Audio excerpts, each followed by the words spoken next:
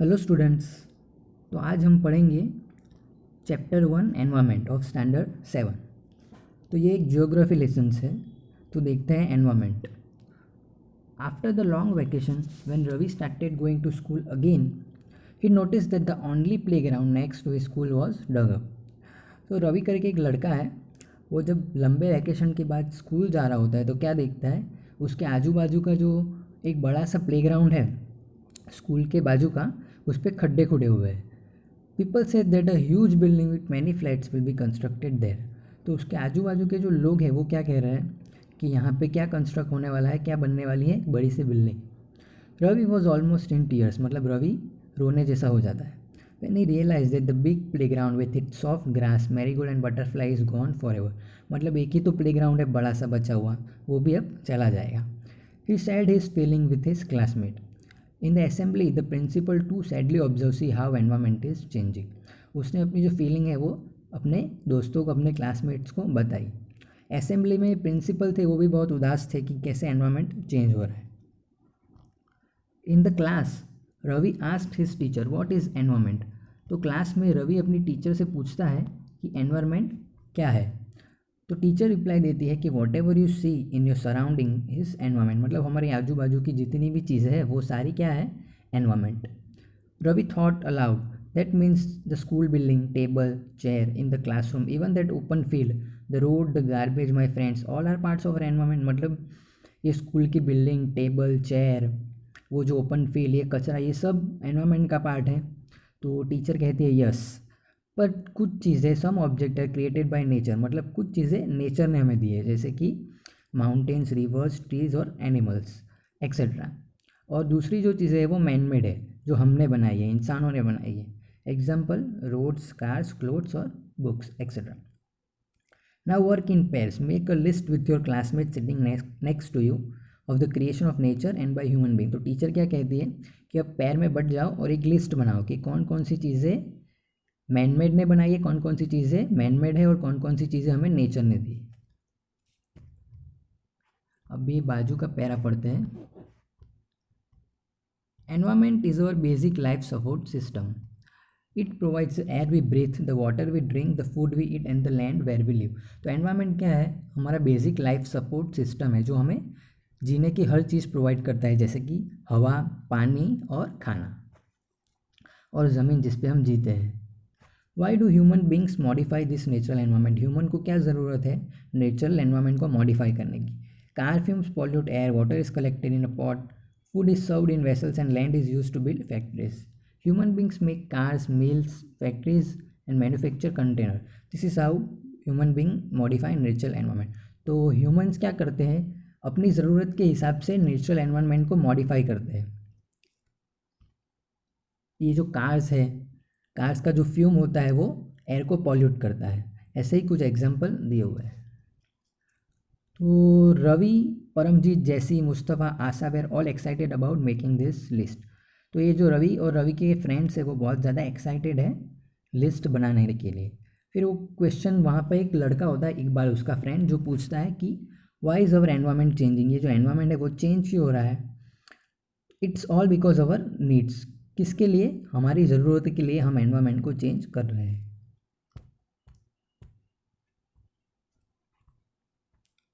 They are increasing day by day. We are therefore modifying and at times even destroying our natural surrounding, the teacher replied. Teacher क्या कह रही है कि हम अपनी ज़रूरत के हिसाब से हमारी जो नेचुरल सराउंडिंग है आजू बाजू की, उसे हम क्या कर रहे हैं, डिस्ट्रॉय कर रहे हैं। तो ये सारे है कंपोनेंट्स ऑफ एनवायरनमेंट। ये हो गया नेचुरल, ह्यूमन मेड। और नेचुरल में कौन कौन सी चीज़ें हैं, एयर है, वाटर है, लैंड है, लिविंग थिंग्स, बायोस्फीयर। और ह्यूमन मेड कौन सी है, जो हमने बनाई है, building, park, bridge, road etcetera. From the above conversation, you understand the place, people, things and nature that surround any living organism is called environment. आगे की अभी जो हमने पढ़ा उससे पता चलता है कि हमारे आजू बाजू की सारी चीज़ें, लोग, सब कुछ क्या है, environment.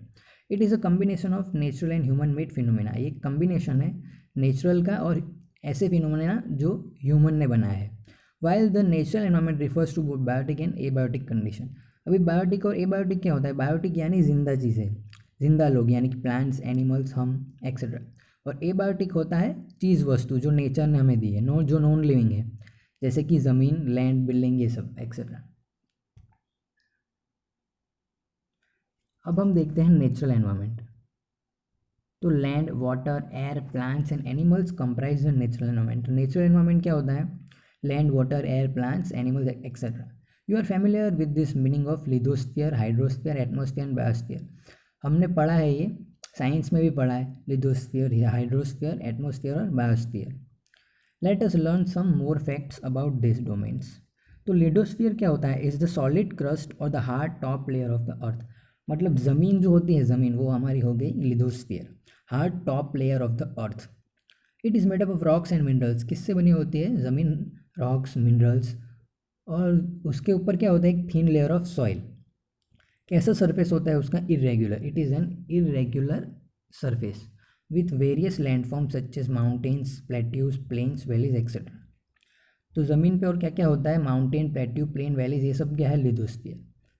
Landforms are found over the continents and also on the ocean floors. Lithosphere is the domain that provides forest, grassland for grazing, land for agriculture and human settlement. Lithosphere हमें क्या देता है? फॉरेस्ट देता है, grassland देता है grace करने के लिए, लैंड देता है एग्रीकल्चर के लिए, और हम ह्यूमंस यहीं पे सेटल है। It is also source of mineral wealth. बहुत सारे मिनरल्स भी हमें मिलते हैं। ये देखिए बाजू का para, look at our surrounding, make a list of views that land in your neighbourhood is being put to. ऊपर से ये वर्ड जो है, वर्ड ओरिजिन एनवायरमेंट, ये कहाँ से आया है? फ्रेंच वर्ड एनवर्नर पे से। एनवर्नर का मीनिंग क्या होता है? नेबरहुड, मतलब हमारे आजू बाजू की चीज़ें।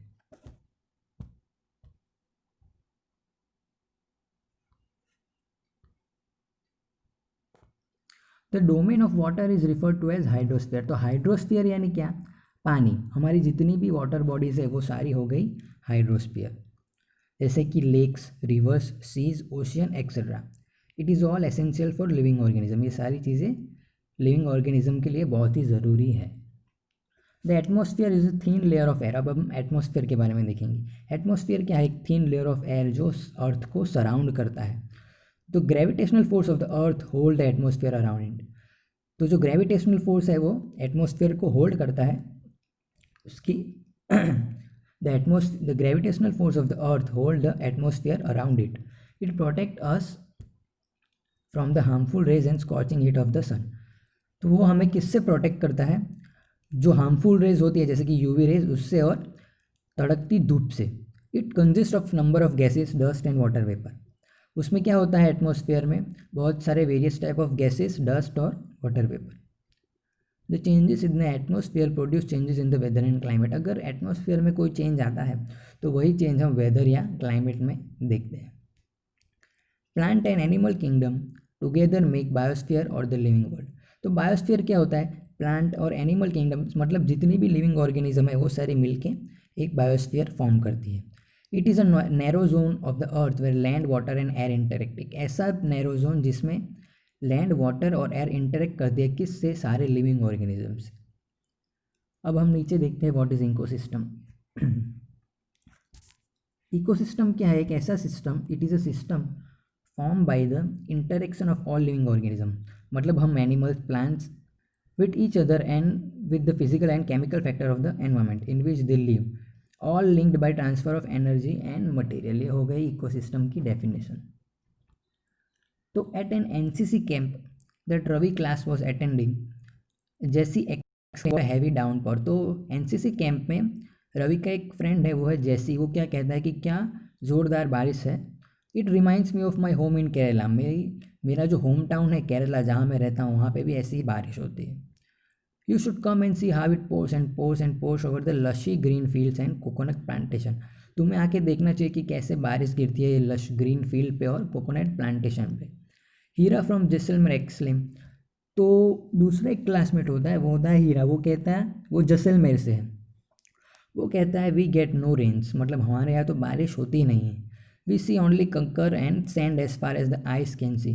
दूर दूर तक अगर देखे तो क्या दिखेगा? सिर्फ सैंड, पत्थर, वो सारी चीज़ें ही दिखेगी। तो रवि कहता है but you also find camels, मतलब वहाँ कैमल्स भी तो होते हैं।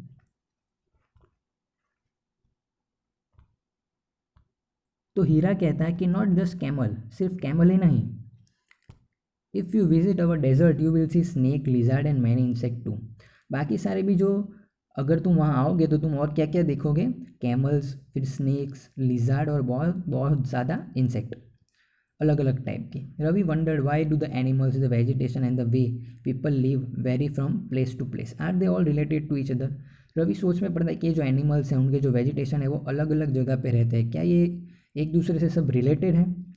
Oh yes very much so, the teacher reply, teacher कहती है हाँ वो सब एक दूसरे से रिलेटेड है। All plants animals and human being depend on their intermediate immediate surrounding. तो ये जो प्लांट्स एनिमल्स और ह्यूमन बींग है वो सब अपने सराउंडिंग पे डिपेंड करते हैं। जैसे कि कैमल है वो सिर्फ डेजर्ट में ही सर्वाइव कर सकता है, वैसे ही पोलर बियर अपने सराउंडिंग में ही सर्वाइव कर सकता है। Often they are also interdependent on each other. This relation between the living organism as well as the relation between organism and the surrounding forms an ecosystem. तो ये जो relation है लिविंग ऑर्गेनिज्म और उनकी surroundings के बीच, वो एक ecosystem form करता है। There could be an ecosystem of large rainforest, grassland, desert, mountain, lake, river, ocean, and even a small pond. Do you think the park in which Ravi and his friends played form an ecosystem? क्या आपको ये लगता है कि रवि और उसके friends जिस park में प्ले कर रहे, जिनकी वो बात कर रहे थे, वो भी एक इकोसिस्टम है? अब हम पढ़ेंगे ह्यूमन एनवायरनमेंट के बारे में। Human beings interact with the environment and modify it according to their need. तो जैसे कि पहले हमने बात की कि ह्यूमन बींग्स कैसे होते हैं, एनवायरनमेंट को अपने हिसाब से, अपनी ज़रूरत के हिसाब से तोड़ते और मड़ोड़ते हैं, जैसे कि पेड़ों को काटना, ये सारी चीज़ें। Early humans adapted themselves to the natural surrounding. पहले कैसा होता था कि पहले के जो इंसान थे, हमारे पूर्वज, वो क्या करते थे कि खुद को बदलते थे सराउंडिंग के हिसाब से। लेकिन हम क्या करते हैं, हमारी जो सराउंडिंग होती है, नेचुरल सराउंडिंग, उसे ही बदल देते थे। जैसे कि फॉरेस्ट काटना, पेड़ काटना, अपनी जगह बनाना, ये सारी चीज़ें। They led a simple life and fulfill their requirement from the nature around. वो सिंपल लाइफ जीते थे और उनकी जो रिक्वायरमेंट थी वो उनके आजू बाजू नेचर से ही उन्हें मिल जाती थी। With time needs grew and became more varied. Humans learn new way to use and change environment. जैसे जैसे टाइम आगे जाता गया, ह्यूमन ने क्या किया, वो नए नए तरीके ढूंढता गया एनवायरनमेंट को चेंज करने के लिए। They learn to grow crops. हमने क्या सीखा कि क्रॉप कैसे ग्रो करते हैं। Domesticate animals and lead a settle life. कैसे हम पालतू जानवरों को पालते हैं और एक सेटल लाइफ जीते हैं। The wheel was invented. उसके बाद एक बड़ा सा इन्वेंशन हुआ व्हील का। व्हील के इन्वेंशन से क्या हुआ, पूरा इंडस्ट्रियल रिवोल्यूशन हुआ, ट्रांसपोर्टेशन बहुत ज़्यादा ईजी हो गया। Surplus food was produce, barter system emerge, trade started and commerce develop. व्यापार सीख लिया हमने, कॉमर्स डेवलप हो गया, इंडस्ट्रियल रिवोल्यूशन हुआ और लार्ज स्केल पे प्रोडक्शन चालू हो गया। Transportation become faster. ट्रांसपोर्टेशन कैसा हो गया, आने जाने का जो रास्ता था वो बहुत ही ज़्यादा फास्टर हो गया। Information revolution made communication easier and speed across the world. उसके बाद धीरे धीरे क्या हो गया, कम्युनिकेशन भी बहुत ईजी हो गया, मोबाइल और वो सब का इन्वेंशन हो गया। Have you ever thought why you love eating a juicy watermelon in summer and hot roasted peanuts in winter. क्या कभी तुमने सोचा है कि गर्मी में हमें कैसा वाटरमेलन खाना बहुत ज़्यादा पसंद है और विंटर में hot roasted peanuts. Perfect balance is necessary. Perfect balance होना चाहिए नेचुरल और ह्यूमन एनवायरनमेंट के बीच में। Human must learn to live and use their environment in a harmonious way.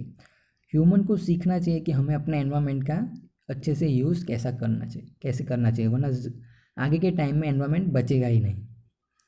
Nyuri, a girl from Mizoram from Ravi class, often talks about the lush green surrounding of her place. एक लड़की है न्यूरी, रवि की class में से, जो मिजोरम से है, वो अपनी जो आजू बाजू की, अपने घर की, अपने प्लेस के आजू बाजू की जो लस ग्रीन सराउंडिंग है उसकी बात कर रही है। Seeing Ravi upset at having lost his play ground. उसने देखा कि रवि कैसे अपसेट है प्ले ग्राउंड के चले जाने से, तो नूरी क्या करती है, उसे इन्वाइट करती है। Nuri invited him to visit her home stay during the coming vacation. तो वैकेशन पे उसे क्या करती है, अपने घर इन्वाइट करती है। रवि टीचर आज the student to draw the landscape, houses and activity of the people and place they visit during the holiday. Ravi की टीचर उन्हें होमवर्क देती है कि वो वैकेशन में जहाँ पे भी जाए, जो एक्टिविटी करे, उनका एक स्केच बनाए। यहाँ हमारा चैप्टर होता है ख़त्म।